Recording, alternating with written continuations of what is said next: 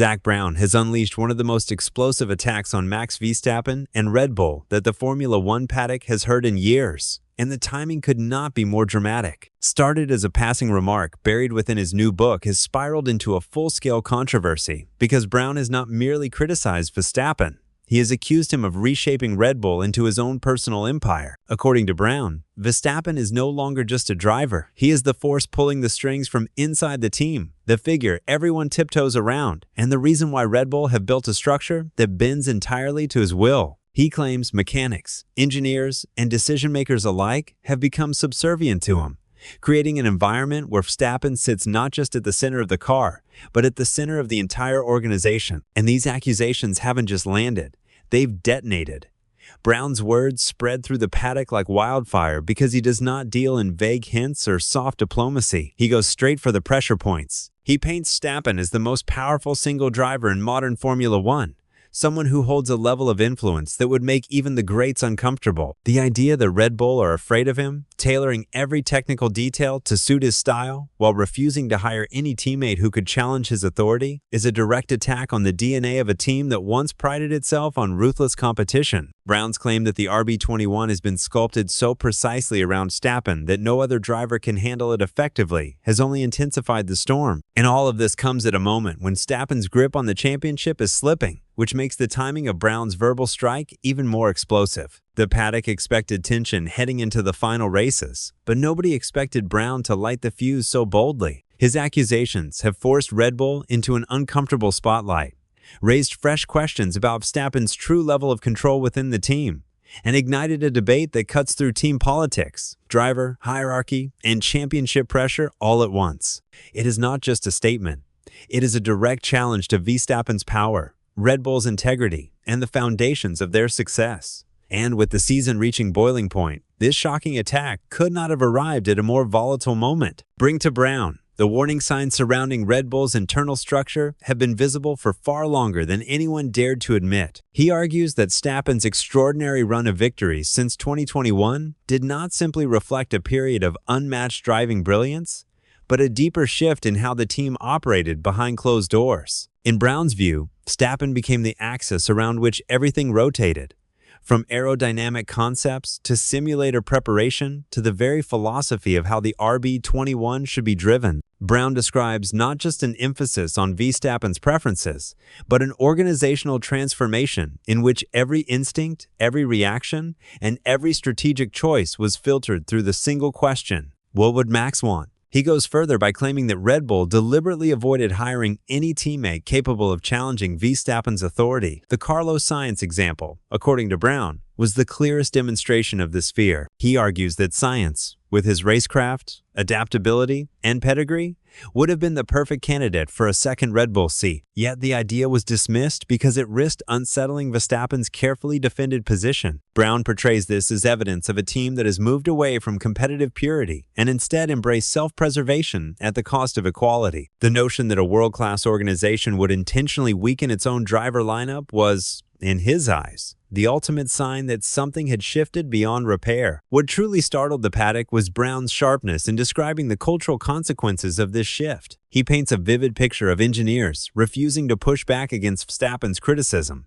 strategists bending to his preferences without debate, and management treating his voice as final, even when alternatives existed. The idea that the RB21 had become undrivable for anyone but Verstappen was not just a complaint about car characteristics. It was, in Brown's interpretation, a symbol of how deeply the team had surrendered independence. He borrows the phrase Max Verstappen rule to describe the unwritten law that nothing must undermine Verstappen's comfort, rhythm, or dominance, a concept that slices to the core of Red Bull's once fierce competitive ethos.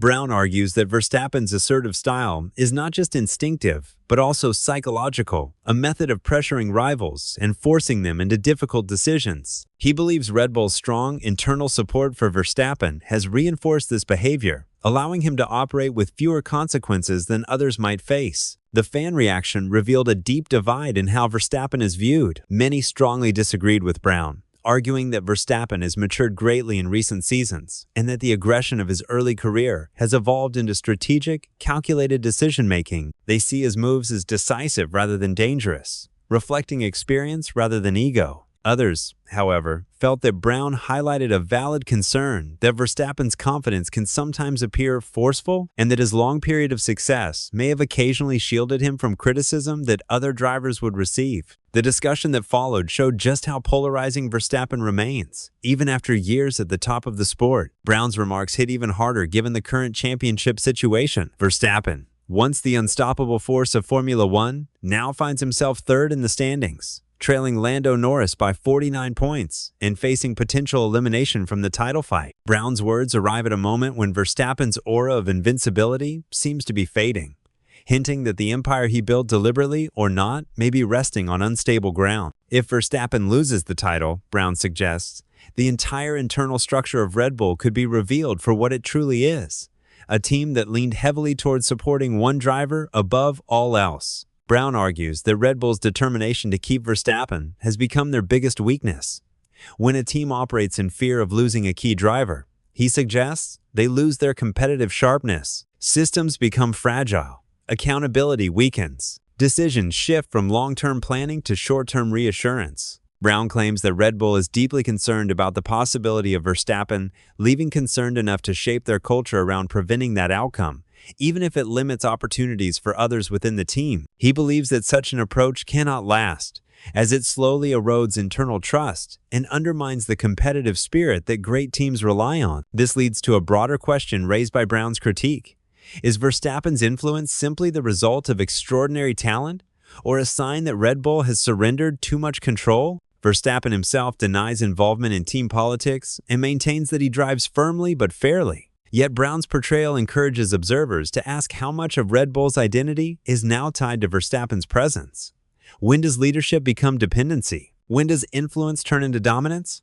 These questions are now central to a debate the sport rarely engages with openly. As the paddock reacts to Brown's remarks, Red Bull suddenly find themselves surrounded by uncertainty. Their performance has fluctuated, their leadership has faced pressure, and their once unshakable image has been affected by internal challenges and public criticism. McLaren, on the other hand, sense an opportunity. Brown's comments may not directly affect on-track performance, but they disrupt Red Bull's image at a moment when stability matters most. The pressure now rests not only on Verstappen, but on the entire organization as it works to defend its legacy under growing attention. The rivalry between McLaren and Red Bull has moved far beyond a technical battle.